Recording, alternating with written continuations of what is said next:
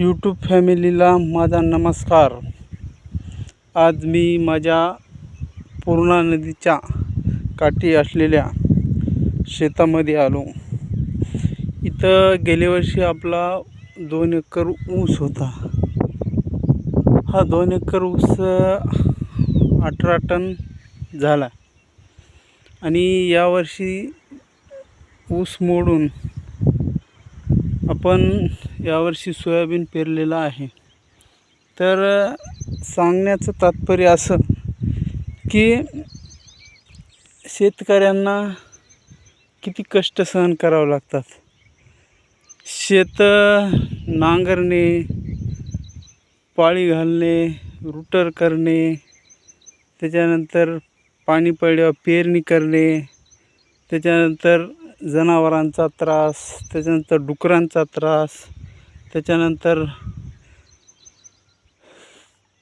काळवीट, हरणं, त्याच्यानंतर नीलगाय, अशा कितीक प्राण्यांपासून, तसेच सोयाबीन असो कोणतंही पीक असो ते येईपर्यंत किती कष्ट झेलावे लागतात, किती त्रास होतो. हे पहा इथं डुकरांची पावलं दिसायलेत.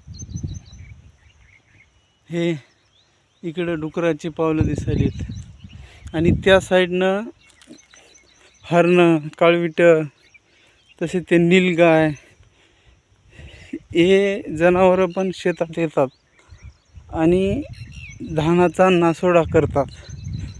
तसेच काही गोगलगाईनं सुद्धा सोयाबीनला कुरतडलेलं आहे. म्हणजे सोयाबीनचे शेंडे कुडू टाकतात.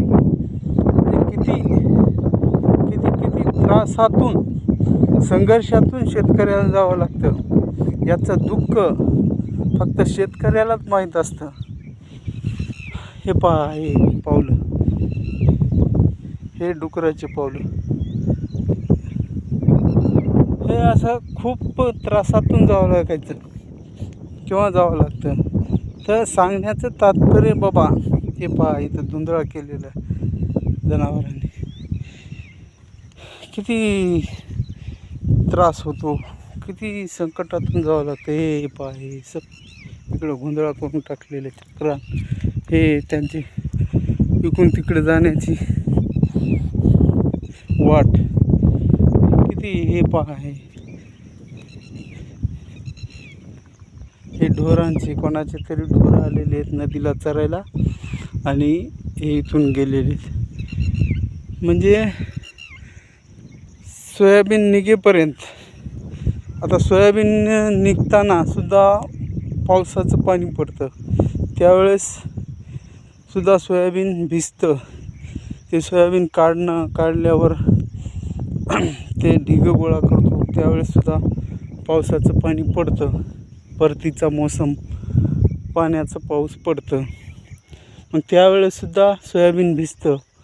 एका मोठं जर पाणी पडलं तर ते सोयाबीनचे ढिगं टाकलेले असतात छोटछोटाले, ते ढिगं आपल्याला परतून घ्यावं लागतात. म्हणजे डबल पाणी पडलं तर उलटून टाकावं लागतात, म्हणजे वाळावं म्हणून. आणि पुन्हा मग ते गोळा करायची, त्याची थप्पी लावायची आणि मग पुन्हा ते पूर्ण पाणी, पावसाचं पाणी, म्हणजे पावसाळा संपल्यानंतर ते सोयाबीन 10-15 दिवसाला काढतात.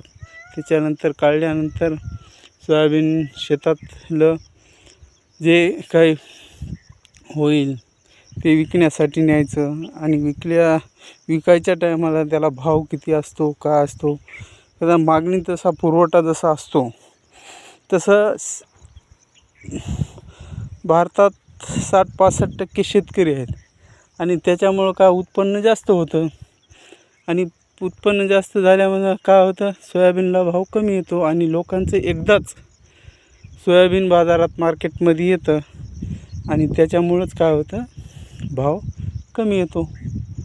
आणि हे कमी भावामुळं शेतकऱ्याचं सुरुवातीपासून, लागवडीपासून किंवा त्याच्या आधी शेताची निगराणी करण्यापासून ते शेवटपर्यंत किती हाल होतात, कष्ट होतात आणि पुन्हा त्याला भाव न आल्यामुळं पुन्हा शेतकरी परेशान होतो, कर्जाच्या खाईत जाऊ शकतो. त्यामुळं मला सांगण्याचं तात्पर्य एकच की बाबा शेतकऱ्याला साथ द्या. सरकारनेही शेतकऱ्याला साथ दिली पाहिजे. त्यांना काहीतरी शेती संबंधित योजना दिल्या पाहिजे, भरपूर योजना दिल्या पाहिजे. कमीत कमी त्यांचा जो खर्च आहे झालेला शेतामधला, तो खर्च त्यांनी शेतकऱ्याला दिला पाहिजे. आणि ते जे उत्पन्न उरल किंवा पैसा उरल, मग त्याच्यामध्ये शेतकरी समाधानी राहू शकतो, चांगल्या पद्धतीने जीवन जगू शकतो आणि हा जगाचा पोशिंदा सुखी होऊ शकतो आणि दुसऱ्यालाही जगू शकतो.